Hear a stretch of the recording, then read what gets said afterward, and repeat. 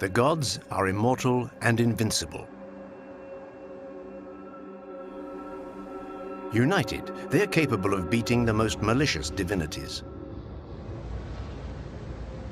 Disunited, the world would return to the chaos from which it came.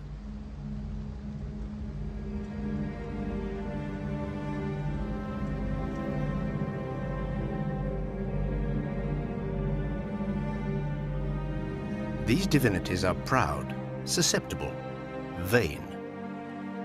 They possess both cunning and intelligence. And when they use these two qualities, it is usually to quarrel, to plot, to betray.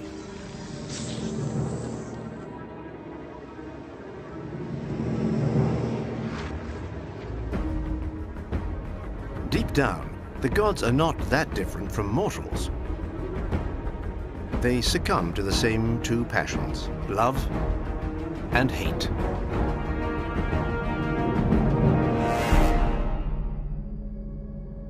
However, one day a god appeared who was wiser, more rational than the others, capable of uniting instead of dividing, of constructing peace rather than preparing war. A god profoundly planted on the side of reason, as opposed to those who let themselves be guided by their passions. This god came to the world, but this god was a goddess, Athena.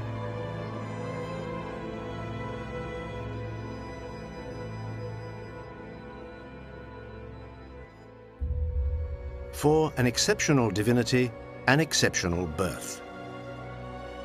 Zeus's first wife was the nymph Metis, whose name signifies both prudence and cunning. Despite a few storms brought about by the king of the gods' infidelity, this was a happy couple.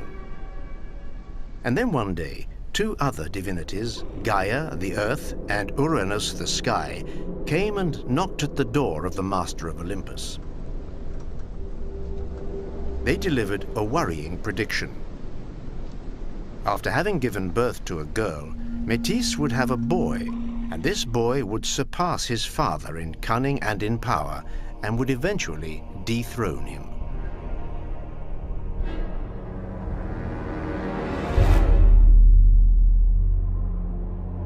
Zeus is a king with no rival, and he intends to stay that way. He conquered his throne through fierce fighting and has no intention of sharing it, even less of conceding it. So when Metis was on the point of giving birth, Zeus, who was never short of a trick, set his wife a challenge. Just how great a metamorphosis was she capable of? Metis, far from imagining what was really going on, entered into the game. She went through a series of incredible transformations until, urged on by Zeus, she turned herself into a drop of water. Zeus congratulated her, applauded, and swallowed her. Delighted with the trick he had played, the king of the gods went about his business. A short time later, Zeus was overcome with atrocious headaches. So sharp was the pain that he called upon all the divinities of Olympus for help. To ease his father, his son Hephaestus, god of blacksmiths, struck him a terrible blow on the head with his sledgehammer. Immediately, wonder of wonders, a young girl, armed and helmeted, sprang out of the crack. She gave a deafening war cry, which echoed around Olympus. The gods were struck with fear. The rivers and the seas swelled up with roaring waves, and the sun reined in his fire horses. Athena had just been born.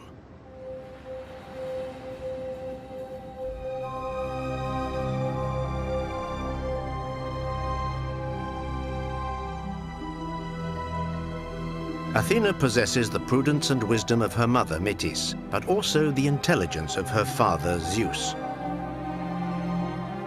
She is double. She is a woman, but she is dedicated to the game of war, which for the Greeks is men's business. For Zeus, she is and will always be his favorite child, who will be forgiven everything.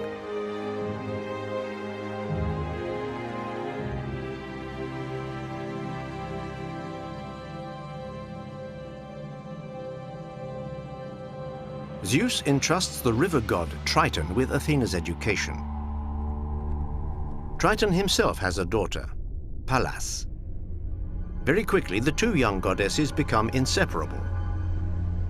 But one day, during single combat training, as Pallas prepares to strike Athena, Zeus, afraid for his daughter, steps in. Surprised by the appearance of the king of the gods, the unfortunate Pallas drops her guard and receives a terrible blow from Athena. An involuntary blow, but a fatal one.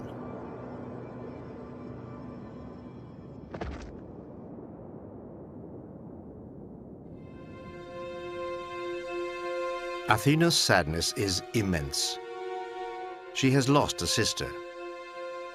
So, as a sign of her pain, she decides to place her friend's name before her own. Henceforth, she will be called Pallas Athena. Athena grows up. Her beauty dazzles all those who meet her. But Athena remains insensitive. She fends off all advances.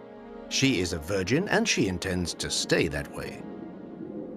One god, however, relentlessly pursues her, Hephaestus. Hephaestus is the ugliest, the most graceless of all the gods. A limping blacksmith, it is he who, with a blow of his sledgehammer, brought Athena into the world. He is even more in love with her since being recently abandoned by his wife, Aphrodite. One morning, Athena comes to Hephaestus's forge. She has come to order some weapons from him. Hephaestus is quick to tell her that he will accept no payment, that he will carry out his work just for the love of her. Flattered, Athena accepts. A few days later, the goddess comes to collect her weapons. Hephaestus at first greets her amicably, then suddenly, fired with desire, unable to control himself, he throws himself on Athena and tries to abuse her. In reality, Hephaestus, who does not usually behave so crudely, is the victim of a dirty trick played by no other than Poseidon, Zeus's brother. Poseidon and Athena have always been fierce rivals, and Poseidon has used Hephaestus to cause the goddess harm.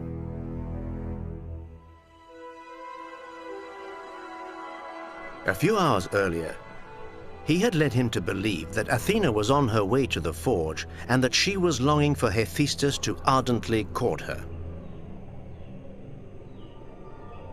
Athena struggles, pushes away the blacksmith, and takes flight. Despite being lame, Hephaestus manages to catch up with her and again tries to take her. He is so clumsy that he tears her tunic. He catches sight of the goddess's naked body in all its splendor. Hephaestus is captivated.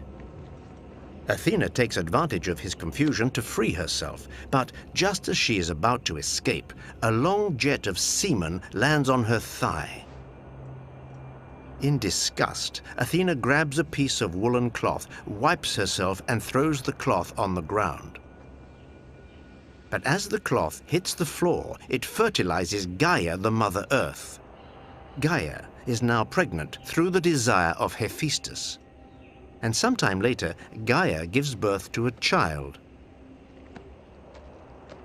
It is a strange creature, half man, half snake.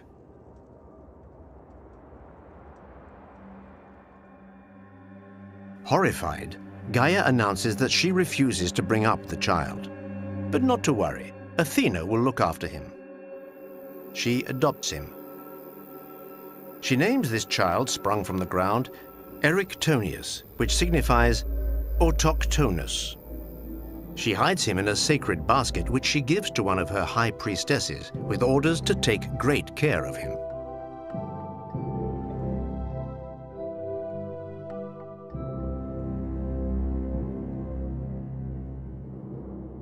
But one day, as she returns from a feast, carrying the sacred basket in which the young Erectonius is dozing, her two sisters, burning with curiosity, lift the lid of the basket. When they see the snake-tailed child, they panic, scream in terror, and throw themselves from the top of the Acropolis.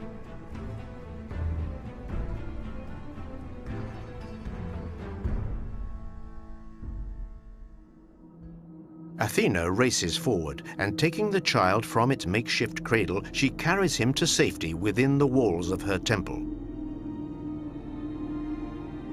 For days on end, she brings him up with so much love that everyone who sees them is convinced that the goddess is his real mother.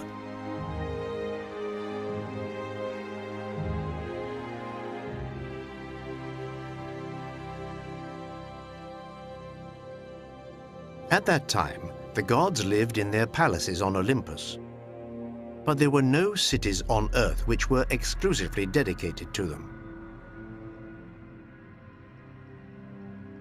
Zeus felt that this error should be immediately rectified. He calls all the gods together and tells each of them to choose a town in which men will worship them. One single city for each god. Each of them makes their choice. Apollo chooses Delphi. Ares takes Sparta. Aphrodite settles on Corinth. Even the solitary and ferocious Artemis decides to choose a town. It will be Ephesus. But when Poseidon and Athena's turns come around, both claim possession of Attica. The tension mounts. Seeing his brother and his daughter arguing more and more violently, Zeus decides that the king of Attica, the wise Cecrops, will be the arbitrator in this conflict.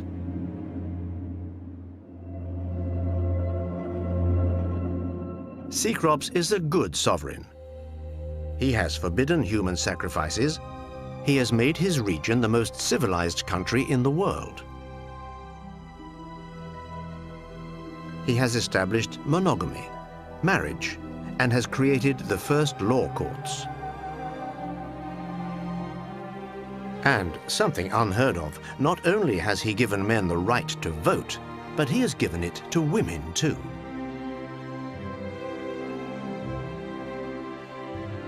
Cecrops does as Zeus wishes. He retires to his palace.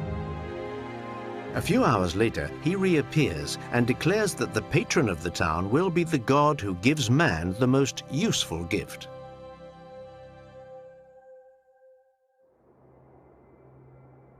Poseidon is convinced he will win. The god of the oceans aims his trident at the ground and makes a magnificent water spring appear. The salt water flows across the arid plains. He offers the inhabitants of Attica a sumptuous lake, a sort of gigantic swimming pool in which men can take their leisure and practice the water sports which they love so much. Then he tops off his gift by offering Cecrops himself a splendid black stallion, a magic, reputedly invincible warhorse which springs from the spray. Athena considers carefully.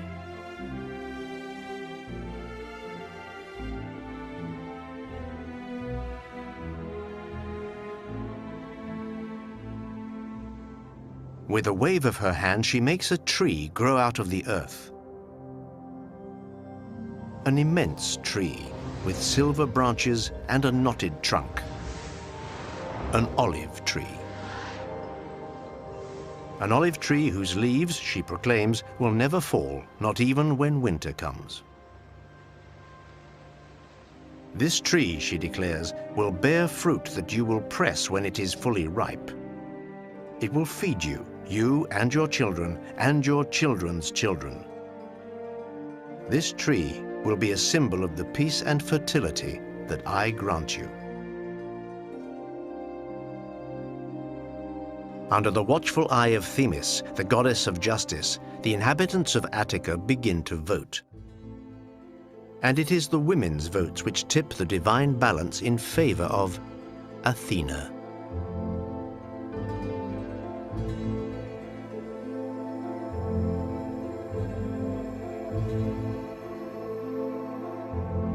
Poseidon flies into uncontrollable rage. In revenge for this humiliation, he determines to submerge Attica beneath the waves. But Zeus, who has attentively followed the ballot, forbids him.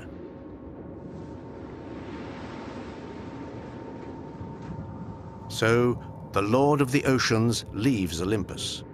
Full of bitterness and hatred towards Zeus's daughter, he plunges into the abyss and returns to his palace, where he shuts himself away to consider some fresh revenge.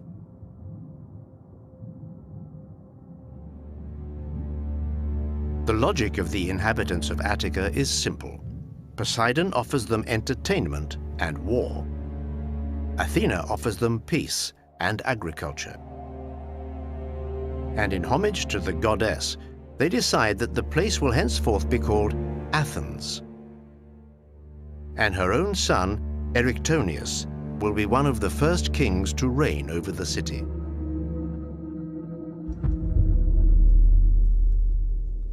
Athena dedicates herself to men's happiness. Naturally enough, she becomes the protectress of heroes.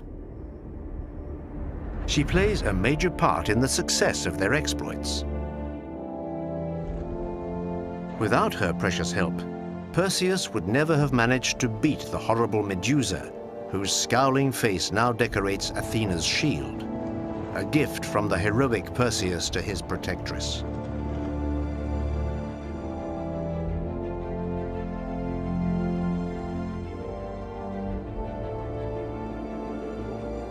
During the Trojan War, Athena takes the Greeks' side and gives them the idea of the wooden horse.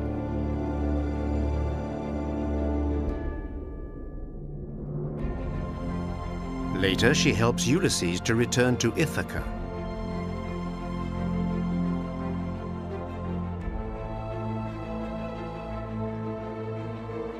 It is she who, disguised as the wise mentor, guides the young Telemachus in his efforts to trace his father.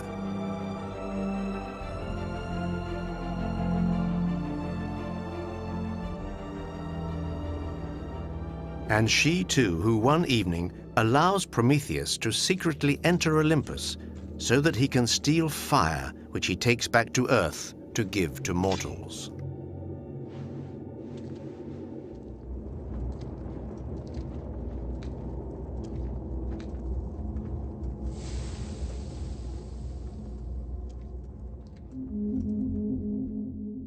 Indeed, it is Athena who inspires mortals to be audacious and clear-headed, giving them a new form of bravery, guided by reflection and cunning instead of disorganized, blind fury.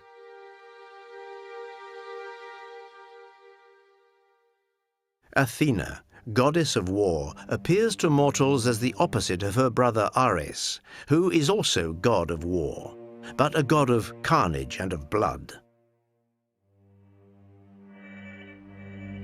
Athena, contrary to Ares, puts intelligence in the service of war in order to bring about peace, as opposed to the extermination of the enemy.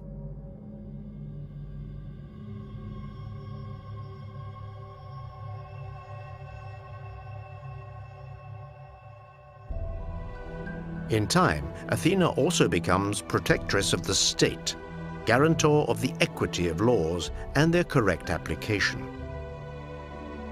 But she quickly realizes that without prosperity, laws alone are not enough.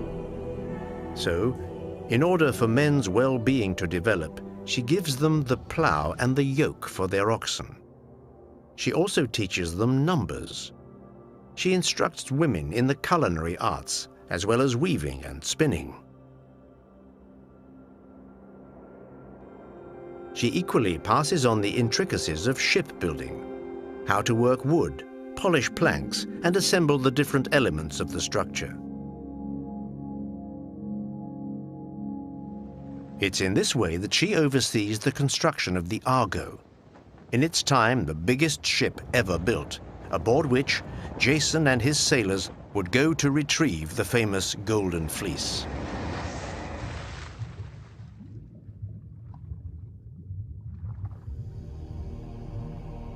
Once, only once, Athena felt jealous of someone else. It has to be admitted, it was concerning an artist who was sorely lacking in humility. Her name was Arachne. She was the daughter of a rich cloth merchant. Arachne had become a true expert in the refined art of weaving.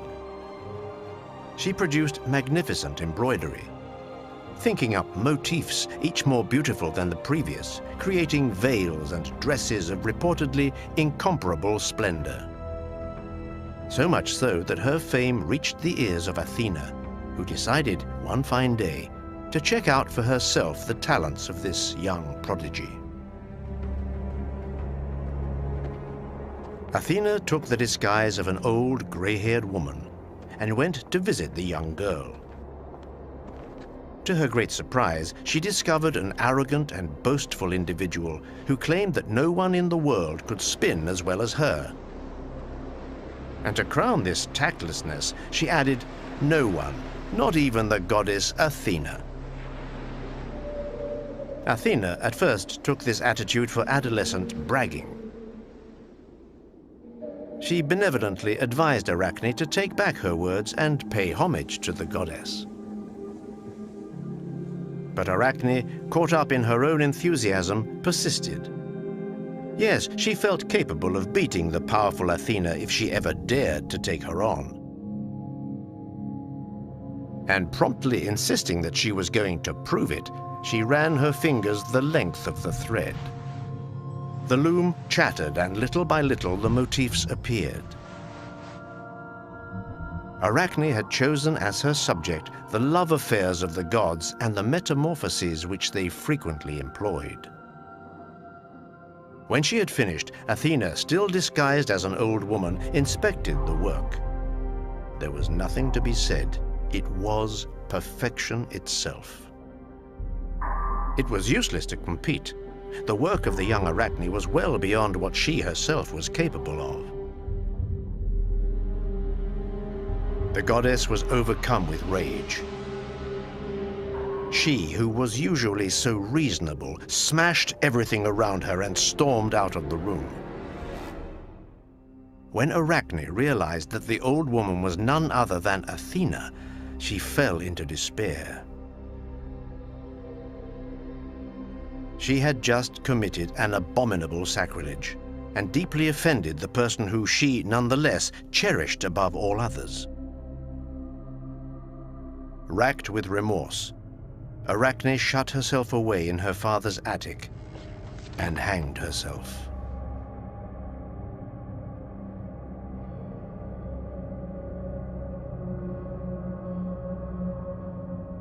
When Athena heard the news, she immediately regretted letting herself get carried away. And to pay homage to this excellent spinner who death had unjustly taken, she returned to Arachne's workshop and poured a magic balm over her corpse.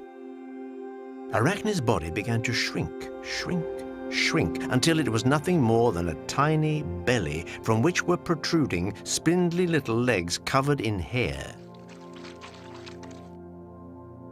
In this way, murmured the goddess, you can remain hanging forever, since that was your choice. But you will continue your work as before, Arachne, in the form of a spider. Ever since, pursuing her fragile trade which a breath can destroy, Arachne eternally weaves her cloth. Watched over, like all craftsmen and artists, by the goddess Athena.